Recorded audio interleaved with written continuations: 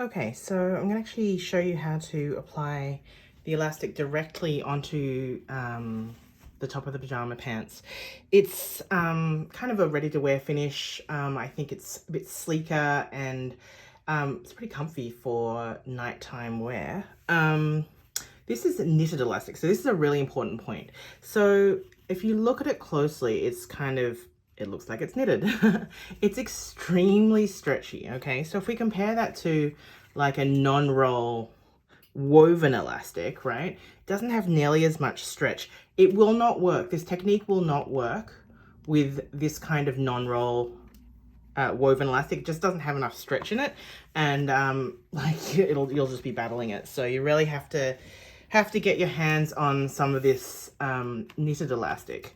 So I've just measured it around my waist. I've done it a little bit tighter than is probably comfortable because the top stitching will stretch that out quite a bit.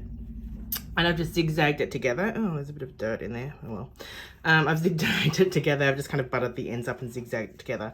Now we're going to mark it into quarters. So the first thing I'm going to mark is just the other side. I'm just using a pencil, just so you can see it clearly. And then I'm going to match that pencil mark up with the other mark, where there overlaps, and mark in the side. So I'm just basically marking in the quarters. Now, this pattern isn't exactly quartered. Like the front and the back aren't exactly the same width, but they're pretty close. Like, pretty close. Close enough for jazz. So, okay. So what we're actually going to do is we're going to attach it to the top of the pajama pants and then either overlock / serge or zigzag it on, stretching this out so that it like the stretch of the elastic matches the non-stretched fabric, and then we'll flip it down and top stitch it down while stretching it flat. So yeah, that's what we're gonna do.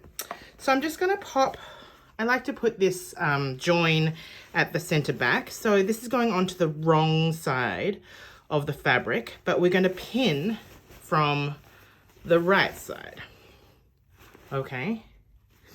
So this is the right side of the fabric, and I'm going to just, I like to put my pins in this way when I'm going to overlock something on, because I do not want to run over that pin. Like normally when I pin, I would pin like perpendicular to the edge, but I don't want to do that because I don't want to accidentally run over a pin because it'll really mess my overlocker up.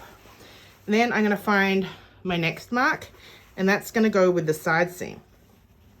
Okay. And I'm going to pin that on. I'll just cut this bit off here.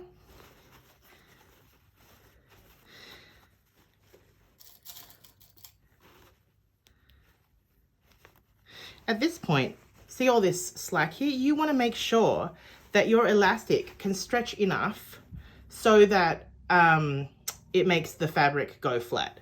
You see that? I've got it stretched out. It's taking a bit of work, but you know, I've got more than enough stretch in that elastic to get it to go flat. So then next mark is going to match with my center front.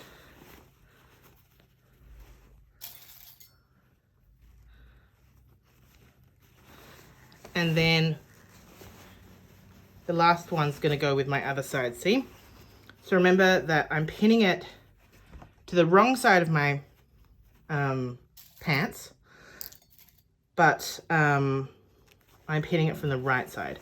Okay, so now what you'll do, and this takes a little bit of, it's like you need a third hand for this, for sure. So what I like to do is I like to, sometimes use like an elbow for this, is I'm going to stretch it out straight. And what I actually want to do is like, this is really hard to show you. Sometimes I use my chin for this, or my teeth. So basically what I want to do is I want to get a third hand and I want to stick a pin in the middle here. Can't do it. Something like that. I'll do it with my teeth off camera, I think. And that's just so that I have a waypoint, so that I don't have to stretch it the whole way between like the side seam and the center back seam. I can just like stretch it like this much, as I go. I mean, you can probably do it in a more elegant way by halving the distance between here and here and halving the other distance and matching that.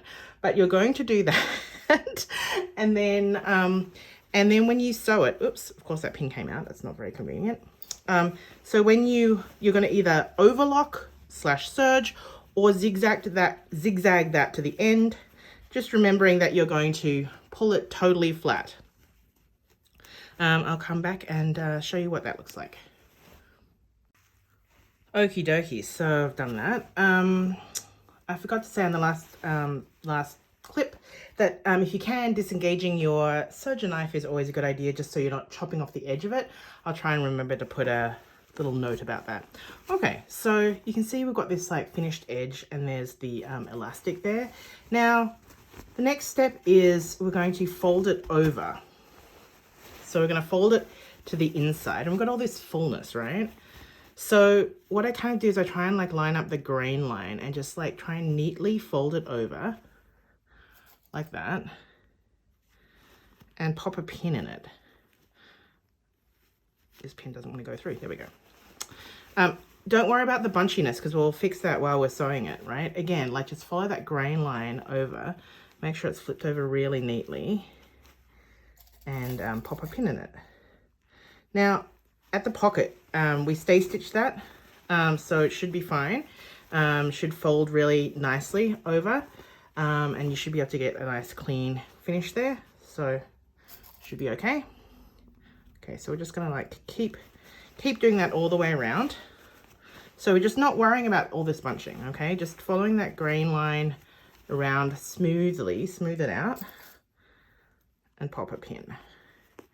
Then what we're gonna do is we're gonna do basically, you know, a similar thing to what we did with the serger, and that is top stitch it while stretching it. So if you have a walking foot on your sewing machine, it's quite helpful. You can zigzag it or you can straight stitch it. In my opinion, it doesn't really make that much difference. Do whatever feels good to you. So I'm gonna sew a row about a foot's width away from the edge of the elastic. You're about to see where it is pretty clearly. And then I'm gonna do like another 2 rows. And then you should end up just remembering always to like stretch it flat as you're going. And when you release it, it'll be a really great finish. You'll end up with something like this. You know, it's not the world's neatest job, but it's going to work for me. Whether you do 3 rows or 4 rows is up to you. So anyway, I hope that was helpful with the elastic.